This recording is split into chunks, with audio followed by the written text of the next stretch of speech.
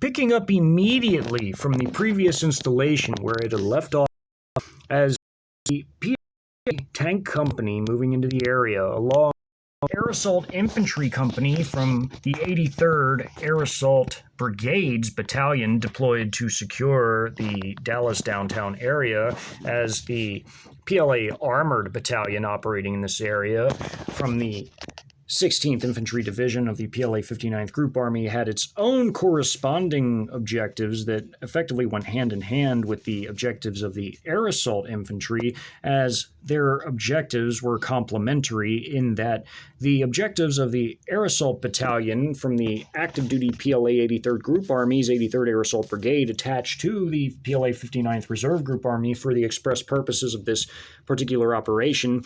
were moving in to secure intact the downtown of Dallas as they were landing on its four cardinal directions there for Air Assault Infantry companies, with the fifth and final ground-based combat company of the Air Assault Battalion, its mortar company, being landed in a freshly secured downtown as it was needed intact. As the objectives were complementary, this meant that the actions of the Air Assault Battalion in the downtown area effectively effected the operations of the Armored Battalion in the area and vice versa, as again, the Air Assault Battalion was mostly concerned with capturing intact the downtown of Dallas and preventing the 2nd of the 198th from entering the downtown and thus complicating the operations by making it effectively more destructive in the exchange that would have occurred in the downtown area between the Armored Battalion of the 2nd of the 198th and the PLA's Armored Battalion from the 16th ID. Thus, the air assault troops would block entry of the 2nd of the 198th into the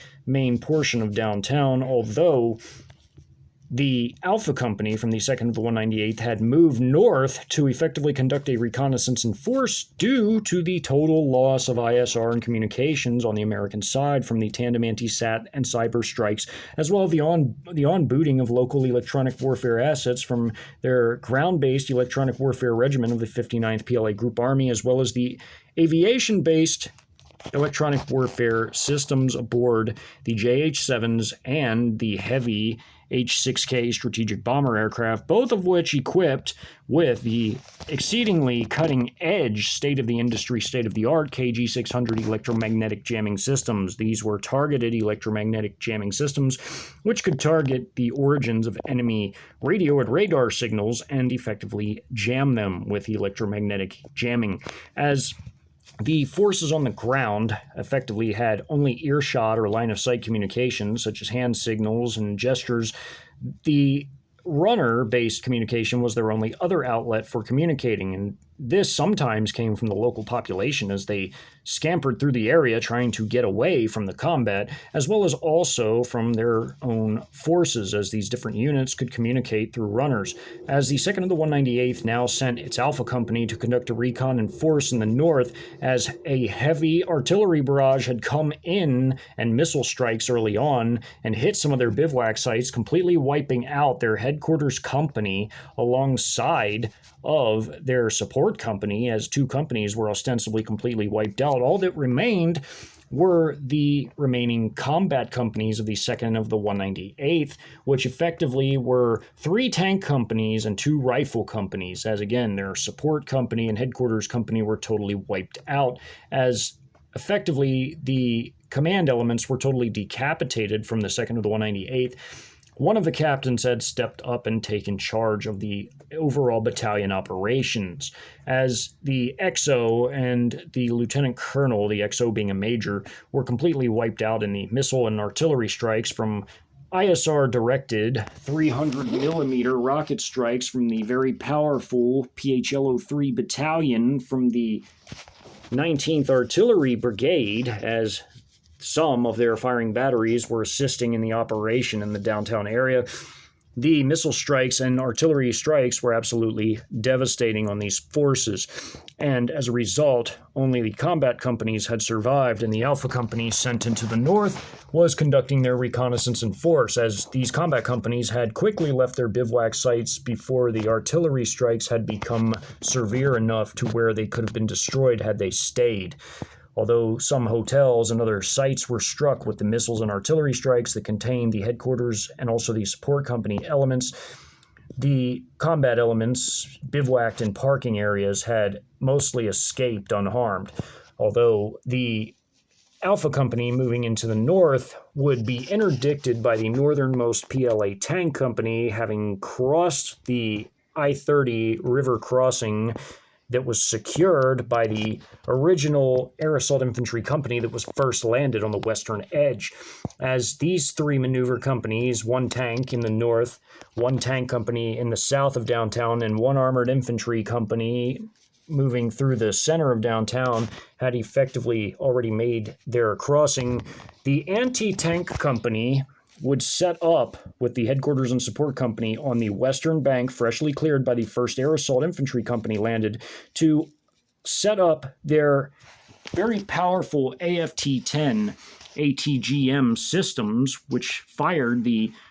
relatively long-ranged HJ-10, which was also a very powerful ATGM and very accurate, as it was guided by the real-time AI battlefield data processing system, which could detect very distant targets and guide these systems into precision strikes on these targets. The AFT-10s, with their 6.2 mile max range ATGMs, HJ-10s, would sit on the west bank of the Trinity River and support their forces now in the downtown area. As the first three companies to cross again were an armored infantry company along with two tank companies in this first grouping. The last armored infantry company and two tank companies would effectively cross after the AFT-10s of the anti-tank company and the headquarters and support company, which were the chief command and logistical elements, up the west bank of the Trinity River. The last three companies would now cross the I-30 bridge crossing, which could support heavy armored movements, now secured by the air assault troops. These forces would move south on I-30 and then swing around after exiting I-30 into Deep Ellum to surround the remains of the 2nd of the 198th Combat Forces as they had sent their Alpha Company north, which would be interdicted by the northernmost PLA Tank Company of the first grouping of maneuver companies to cross, the 2 tank and 1 armored infantry, now already in the downtown. As they were moving slow and methodically through the downtown itself, the northernmost tank company of the 3 maneuver companies was moving rapidly to interdict this Alpha Company, this tank company of the Americans sent in to do their reconnaissance in force. As the final air assault infantry platoon of the 3rd Company, which was landing in the north, was being landed, the touch-and-go operation as it was, as the first 2 combat platoons had already been landed, with the Z-20 utility helicopters immediately flying back to pick up the next 2 platoons of the 4th Company to land them on the eastern edge of downtown, where they would prevent the 2nd of the 198th from entering, again, because downtown was to be taken completely intact as per their objectives of the Air Assault Battalion. They could not allow the American forces to move into downtown, as it was their objective to secure it intact, while it was the armored battalion's objective to eradicate the 2nd of the 198th in battle, as they were now beginning to do already in the north of downtown in the Woodall-Rogers Spur Tunnel, as well as the Clyde Warren Park literally above, as these forces were now maneuvering into position to engage each other in combat, as was being done in the north of the downtown. The southernmost tank platoon, as the tank company had broken up into its 4 combat platoons, leaving its headquarters platoon just off the map, which was its command and logistical elements. The northernmost platoon, now across from downtown in the uptown area, was moving to effectively guard the flanks of the operation and prevent any possible escape by any elements of the Alpha Company, as the 2nd Platoon in the Woodall-Rogers Spur Tunnel was effectively there to secure this particular area and destroy the forces vying for control over the tunnel. The 3rd Platoon was on the northernmost edge of downtown and would be utilizing the maneuver advantages they possessed through the Clyde Warren Park, as would the Americans of this particular platoon, along with their company captain from the headquarters platoon in his tank going with this particular combat platoon. The southernmost platoon of the PLA tanks was effectively guarding the flanks of the operation unfolding in the northernmost boundary. As again, the Air Assault Battalion of the 83rd Air Assault Brigade from the PLA's active duty 83rd Group Army and the Armored Battalion from the 16th Infantry Division of the 59th Reserve PLA Group Army had corresponding complementary objectives, and they were effectively able to support one another throughout the entire downtown operation, and this included even in the north of the operation, although the support between the air assault forces was minimal, as it was not really necessary, as this battle would be over exceedingly fast, as all of these actions are occurring very fast. It must be understood at all times. These tanks are moving at full speed from both sides, and the loitering munitions are moving quite rapidly as well as also the firepower coming in with 25mm chain gun fire hitting armed reactionary civilian groups to allow for the final platoon's landing, as the other two platoons were also already landed in the downtown and securing their LZs before they would branch out and begin going street by street, clearing other buildings. As this particular tank platoon guarding the southern flank of this operation had already assisted in destroying this armed reactionary civilian grouping with their technical with a frag T-shell right before this lead tank even got here of the platoon, and continued moving, pausing in this particular position here as this securing of the landing zone was occurring from the 3rd and final Air Assault Infantry platoon now being landed, as the arrival of the tank platoon in this particular area also aided the air assault troops in ensuring that they could conduct their LZ clearance operation without any interference from the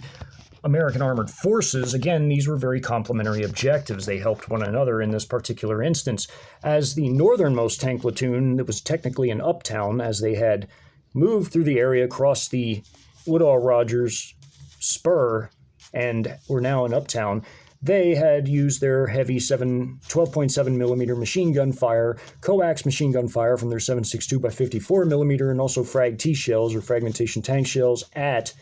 armed reactionary civilian groupings and their technicals, destroying them completely and rapidly. These were DH-10A long-range cruise missiles moving through the area to hit other targets, as they effectively had a number of targets throughout the metro area that needed to be destroyed. These were not a factor in this particular battle, but were rather just passing over the battle space, as these two J-11s were also passing over the Clyde Warren Park. They too were not a factor in this particular instance because they were conducting their air superiority operations over the battle space, primarily armed with air-to-air munitions. They had very limited air-to-ground munitions, but could be called in for close air support should they be required, although they would not be required, as this battle would be over nearly as fast as it had begun, as all these maneuvers were taking place very quickly, all at the same time. And as this map opens up, already one of the M1 Abrams is completely annihilated by a PLA-depleted a PLA tungsten-based Sabo round, rather. And as this platoon moves up, they're already destroying targets, as they can fire at different targets at the same time, as their turret machine gunner can fire at a different target while their main gun fires at a separate target. The combat data links in these vehicles assist heavily in acquiring targeting information, along with their state-of-the-art ballistic computers and fire control systems and other ordinary features on modern main battle tanks, such as weapon stabilization and laser rangefinders. These main battle tanks, with their very destructive 125mm main guns and their different ammunition types paired with them, were absolutely devastating. Although the M1 Abrams tank was no slouch and also had very powerful firepower available with its 120mm main gun and its different array of ammunition types, the heat ammunition fired at the PLA tanks did virtually nothing to them, as they were defeated by the explosive reactive armor, as the armor beneath was relatively strong as well. Although one American tank crew, before being destroyed, did manage to destroy a Type 88C main battle tank by firing a depleted uranium shell into it and wiping out the entire crew with it, as the combat medics and armored recovery vehicle from the headquarters platoon would move into the area and retrieve the tank and the KIAs and take them off of the area. This platoon was still combat effective with its 4 remaining tanks and would destroy all 5 of the American M1 Abrams tanks with the assistance of the CH-901A loitering munitions, as combat in the park was relatively heavy and fast-moving. It was also savagely destructive, as the real-time AI battlefield data processing system was hooked in directly to the ISR assets from the lowly quadcopter assets at the lowest level that was paired with each armored vehicle crew and dismounted squad to the high-altitude reconnaissance drones all the way to satellite, providing a complete and total overlay of the entire modern fluid battlefield, constantly plotting friendly and enemy positions by the literal second and removing enemy or friendly icons as they're destroyed, mostly enemy icons in this instance, as again, the other side, the Americans, did not have ISR capabilities at this time, nor communications, and thus were prone to ambushes and sudden destruction by the PLA forces as a result, as the PLA had superior technology in terms of not only ISR and communications and IT technologies, but also their AI dominance aided them exceedingly in this entire invasion and all of the subsequent battles that occurred therein, as the tank featured in this image in the Clyde Warren Park has just destroyed a flower bed and is now firing a sabot round across the park at enemy targets.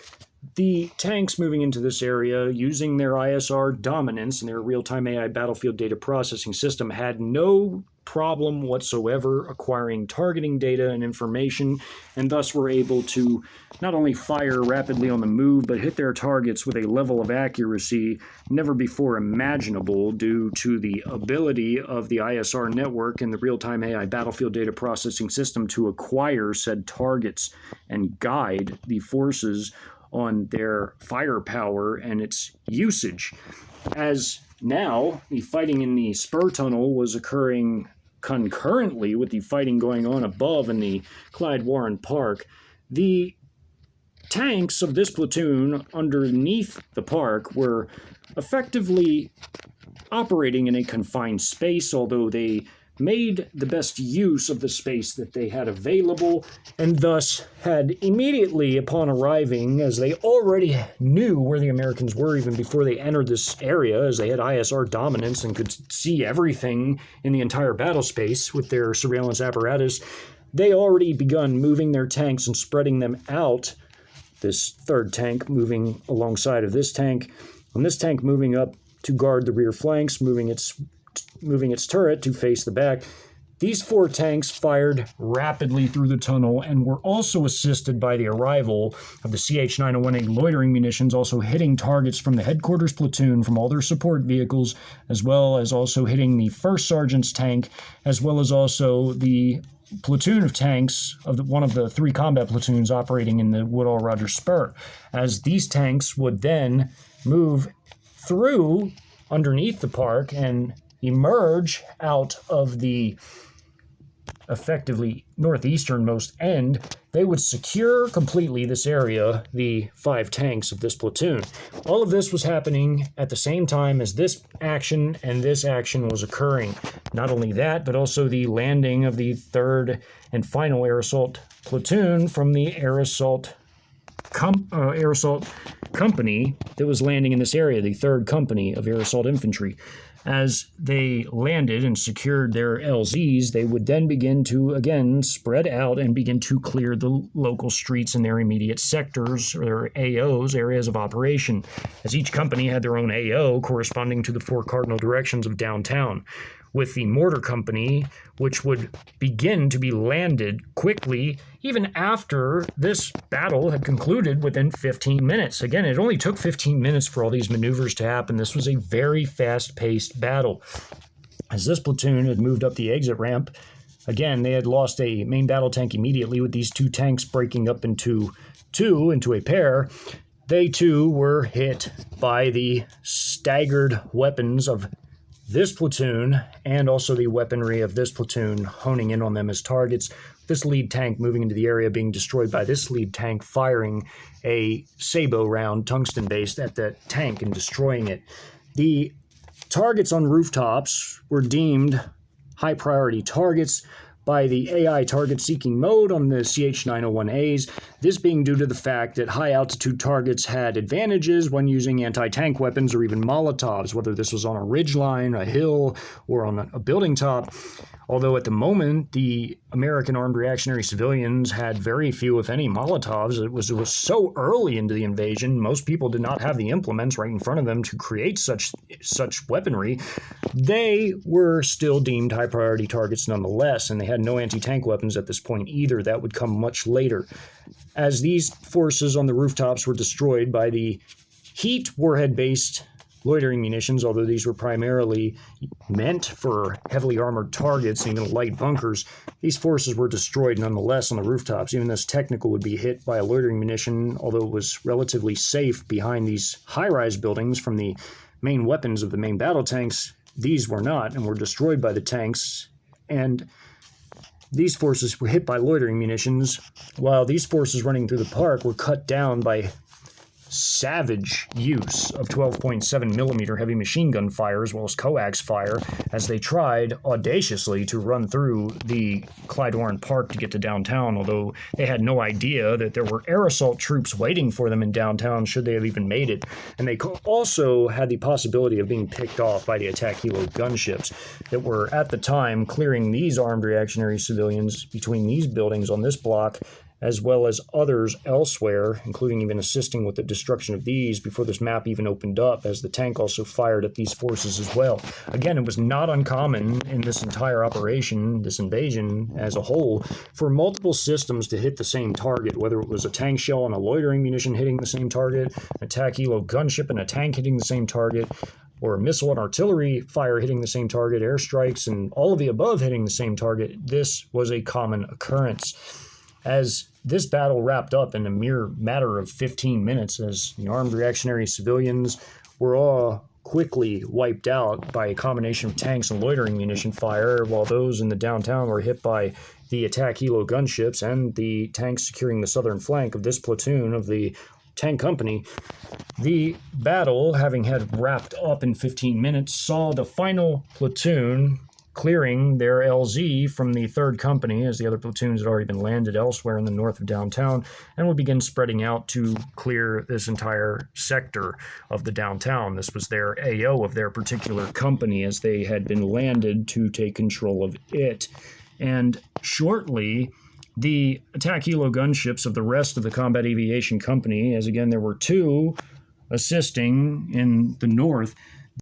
effectively moved further across the downtown to assist in the absolute eradication of what remained of the 2nd of the 198th. This because they were moving in to help their 4th and final Air Assault Infantry Company on the eastern edge to effectively block the American Armored Forces from entering the downtown, which would have complicated the objectives of the Air Assault Battalion, as again, their objective was to take complete and total control over the downtown and secure it intact for use as a red zone for initial colonization and economic exploitation operations post-victory in the invasion. So, help these forces to hold the eastern end of the town to prevent American military forces from entering and thus causing any disruption to this main objective, as complementary objectives of the armored battalion from the 16th ID were the destruction of the 2nd of the 198th. So the easternmost Air Assault Infantry Company, along with the armor and armored infantry of the armored battalion from the 16th ID, would effectively be working together on the eastern side of downtown to not only prevent American Army forces from entering the area, but completely destroy them. There would even be air support from a pair of JH-7s in this particular area, dropping thousands of pounds of ordnance on targets below. These were absolutely devastating ground attack aircraft, and they were effectively leaders in this role as it pertained to strike aircraft. They, along with a small handful of others, carried an enormous payload, as this particular aircraft could carry nearly 20,000 square pounds of air-to-ground ordnance, which was massive. As the fighting wrapped up in the north, in the south, in the southeastern quadrant of the downtown, there was a number of upscale townhouse structures located in this area of the downtown, adjacent to I-30, just to its north, near the street known as Cesar Chavez, which was a relatively nice area of the downtown in terms of residency. And in this area, as the last three grouping of maneuver companies from the 16th ID's Armored Battalion, having had now crossed the I-30 crossings secured by, at first, the 1st Landed Air Assault Infantry Company, the last grouping of three companies, the first grouping had spread out, with the northernmost tank company securing the north of the downtown, as the 300 millimeter strikes in the uptown area, as this was literally called uptown, and it was an uptown area just outside of downtown, absolutely eradicated the rest of the hundreds of armed reactionary civilians in the area, but also wiped out tens of thousands of non-combatants, as these were enormously destructive weapons, being these 300 millimeter systems known as the PHLO-3s. They could blanket large areas with absolute total annihilation, as they conducted what was known as a terrain denial strike. They also inadvertently destroyed large numbers of non-combatants, but that was also due to targeting of combatants which were in the area and thus were deemed as a threat by the real-time AI battlefield data processing system, and thus brought on the absolute total devastation from these systems from the PHLO-3 Battalion within the 19th Artillery Brigade, as this northern grouping of firing battalions consisted of one PL-66 towed howitzer 152mm Battalion, the PHLO-3 300mm Rocket Battalion, and in the south the PLL-01 towed howitzer battalion, which was 155, as the northern PLL-66 was 152. All of these had some of their comprising firing batteries assisting in the operations occurring in and around downtown, while the rest of their firing batteries also fired at other targets elsewhere throughout the battle space. As the forces were now maneuvering around to get off of I-30 and swing around through Deep Ellum to cut off the 2nd of the 198th from possibly turning and retreating, the Armored Infantry Company, from the three companies moving along I-30, had disembarked from the highway and spread out on three streets, as they were guided and directed to by the real-time AI battlefield data processing system, which advised the battalion commander, who then advised the company commander to engage in this operation to clear the flanks in this area, as by now the 1st Mortar Platoon from the Mortar Company from the Air Assault Battalion was being landed in downtown and setting up their 82mm mortar systems, and were now beginning to drop the powerful 82mm mortars in rapid succession in this particular area. One landing here, destroying two homes in the process, with others landing in the streets and park in this particular area adjacent to I-30.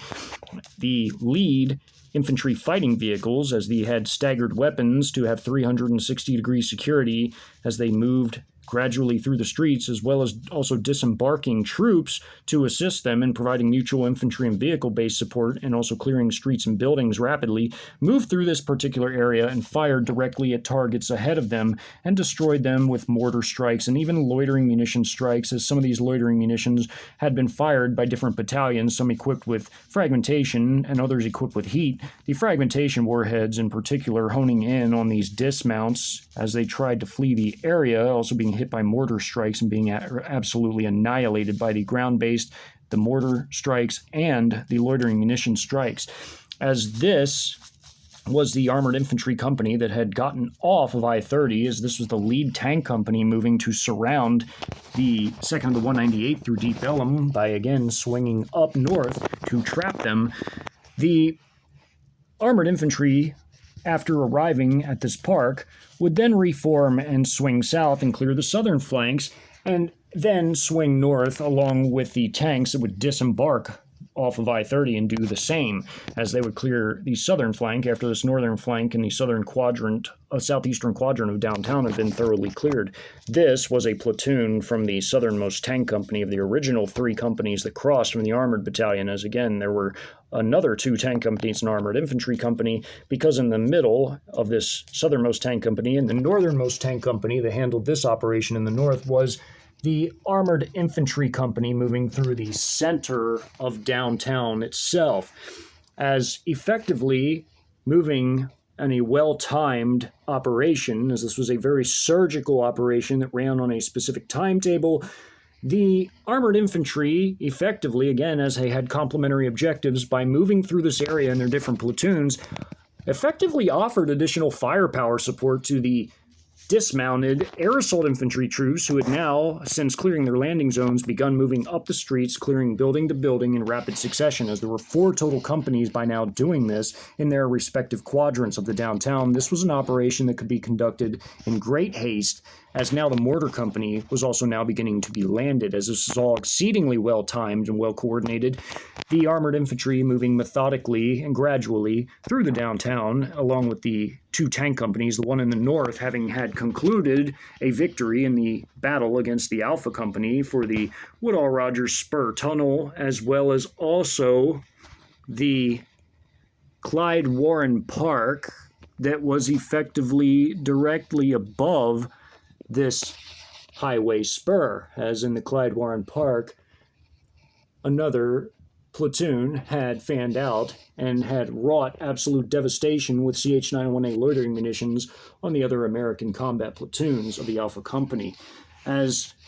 now these forces, along with the armored infantry, moving through their section of downtown, would effectively end up in a battle in the east of downtown against what was left of the 2nd of the 198th, namely its 2 rifle companies, along with, which were equivalent of the PLA armored infantry, along with the 3 remaining tank companies would effectively, the 2 remaining tank companies would effectively result in heavy fighting in the eastern end of downtown, including in the eastern transit area, which was a major bus stop on the east side of downtown, along with civilian passenger rail, as a civilian passenger light rail line ran directly through the south of the downtown as well. As it passed by the eastern transit site, again, this would be a site of a large battle between both armored battalions comprising companies, along with even air assault infantry from the 4th Landed Company on the eastern side operating in this particular area as well, as they had been tasked with holding back any potential American armored thrust into the downtown, and they would have assistance, potent assistance, from their own attack helo gunships, which would also be supporting the PLA armored forces, in addition to enormous numbers of CH-901A loitering munitions operating in this area, most equipped with heat ammunition fired from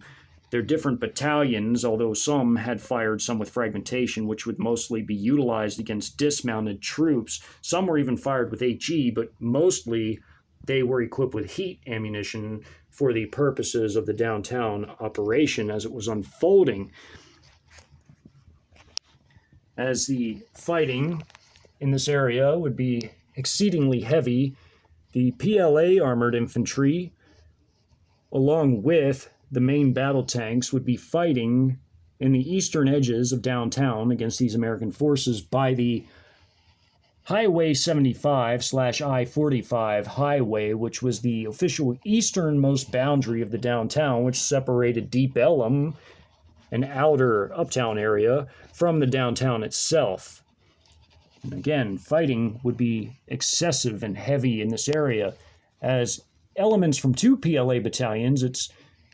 devoted air assault battalion to capturing the downtown intact, along with the armored battalion from the 16th ID moving into the area, specifically tasked with the destruction of the 2nd of the 198th, would be moving into this area to secure it and eradicate what remained of the 2nd of the 198th, as it still had some potent combat force in this area. Again, 2 tank companies and 2 rifle companies were still operating in this area, although they had lost their Alpha company in the north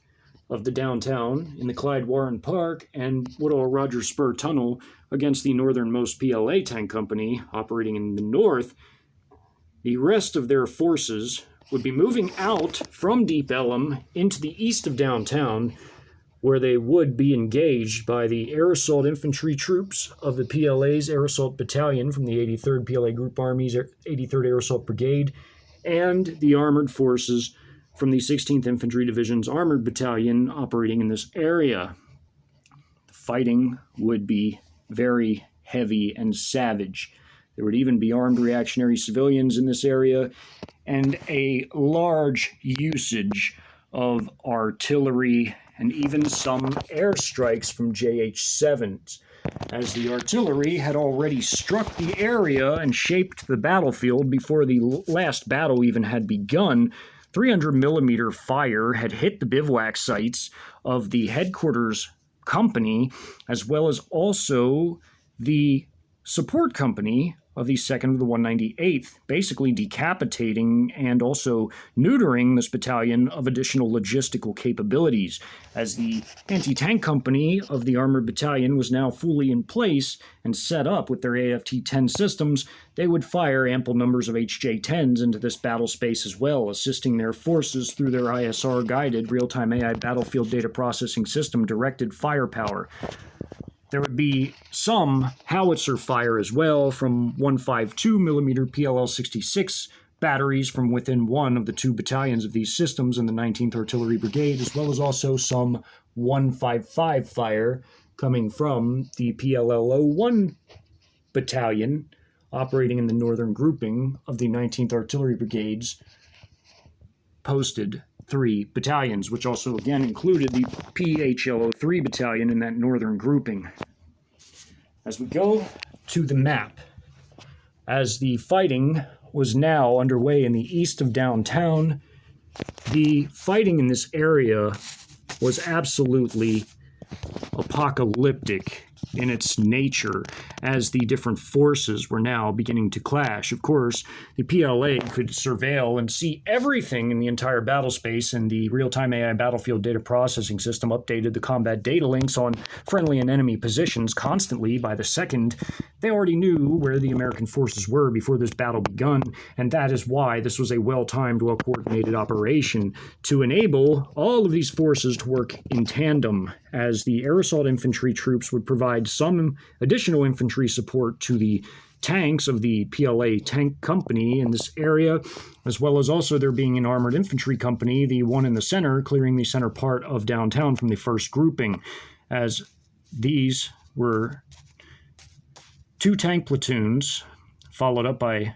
two additional tank platoons, with this tank platoon just south of them in this area, with the 3 armored infantry platoons, with a 3rd one in the north operating in this particular area. This just shows where the main fighting had taken place in the east of downtown. The mauve color coding, of course, indicates civilian passenger rail, as this was the light rail line that passed through the downtown. This was a station house that was destroyed where people could go in and effectively wait for the trains. Same was the case here, as this was all hit by 300 millimeter rockets that were precision guided through the real-time AI battlefield data processing system, putting together pre-prepared strike packages that blanketed this whole area. This was the Eastern Transit area right here, which was the main bus station in the east side of the downtown. This was Highway 75/I-45. As 45 basically becomes Highway 75, which is a state highway that continues north. This is the eastern boundary of the downtown. This is Deep Ellum on this side.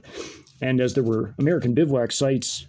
further in Deep Ellum, they too had been hit by artillery and missile strikes. With this being their westernmost bivouac site actually in downtown technically, which was already hit by a number of cruise missile strikes on this hotel, which is adjacent to this parking garage, as well as 300 millimeter strikes, the headquarters company of the 2nd, the 198th, was effectively decapitated in this strike, along with the company's vehicles in this parking garage on the very top of it and also outside the hotel being destroyed in these strikes as well, from the 300 millimeter hits and cruise missile strikes that all hit this area at the opening before these other companies of the 2nd to 198 that left their bivouac sites before more fire came in, which also annihilated their other bivouac sites, but they had escaped mostly unharmed. Although this area was about to be hit by 300 millimeter strikes as indicated by this massive circle and X for imminent artillery strike. This was a J-11 doing a combat air patrol. These were the JH-7 strike aircraft coming in to strike targets with 1,000-pound munitions. These were free-fall munitions, but these were done in precision dive attacks guided by the real-time AI battlefield data processing system. As was being done here, these were actually laser-guided strikes that destroyed the lead platoon of main battle tanks of this tank company moving into the area from Deep Elm. This area was also effectively blocked off by attack helo gunships, the